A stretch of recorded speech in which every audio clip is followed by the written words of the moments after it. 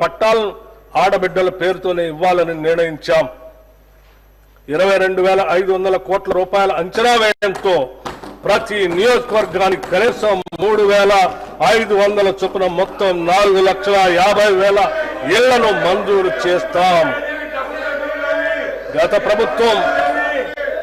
ప్రభుత్వం 10 ఏళ్ల పాటు నిరుపేదలకు డబుల్ బెడ్రూమ్ ఇళ్లను ఇస్తామని ఆశలు రేకెత్తించి చివరకు నిరాశా నిస్పృహలనే మిగిల్చింది. అసంపూర్తిగా నిలిచిపోయిన గృహాల్లో 34,545 నిర్మాణాలకు 305 కోట్ల 3 లక్షల రూపాయల నిధులు కేటాయించి వాటిని అందుబాటులోకి తెస్తున్నాము.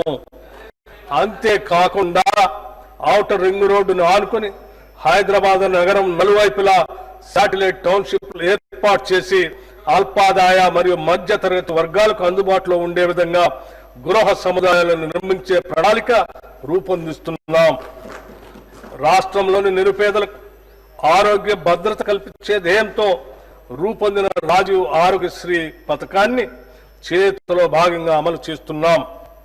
ఈ పథకం కింద ఉచిత వైద్య పరిమితిని 5 లక్షల రూపాయల నుండి 10 లక్షల రూపాయల వరకు పెంచడం వల్ల దారిద్ర్య రేఖకు దిగువనున్న 90.10 లక్షల కుటుంబాలకి లబ్ధి చేకూరింది. వైద్య వ్యయ పరిమితిని పెంచడంతో పాటు ఆరోగ్యశ్రీ పరిధిలోకి వచ్చే 1,375 వైద్య చికిత్సల ధరలను కూడా 20% పెంచాం. అదనంగా 163 రకాల చికిత్సలను ఆరోగ్యశ్రీ పరిధిలోకి తీసుకురావడంతో 1,835 వైద్యపరమైన వివిధ ప్యాకేజీలు పేద ప్రజలకు అందుబాటులోకి వచ్చాయి. పెరుగుతున్న వ్యవసాయ పెట్టుబడి కోసం రైతులు అప్పులు చేయక తప్పనిసరి పరిస్థితి ఏర్పడింది. గతంలో చేసిన అప్పు తీరితేనే రాబోయే పంట కాలానికి కావలసిన పెట్టుబడికి రుణం దొరుకుతుంది. మన రైతులకు ఇచ్చిన మాటకు కట్టుబడి మా ప్రభుత్వం వారిని రుణముక్తులు చేసింది. వారికి 2 లక్షల లోపు రుణాలను మాఫీ చేసింది.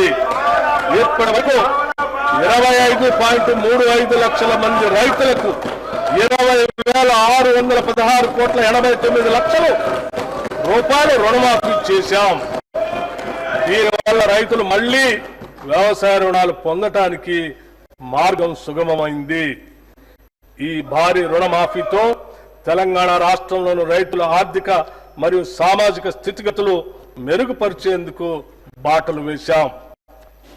రాష్ట్రంలోని రైతులు ఎరువులు, విత్తనాలు,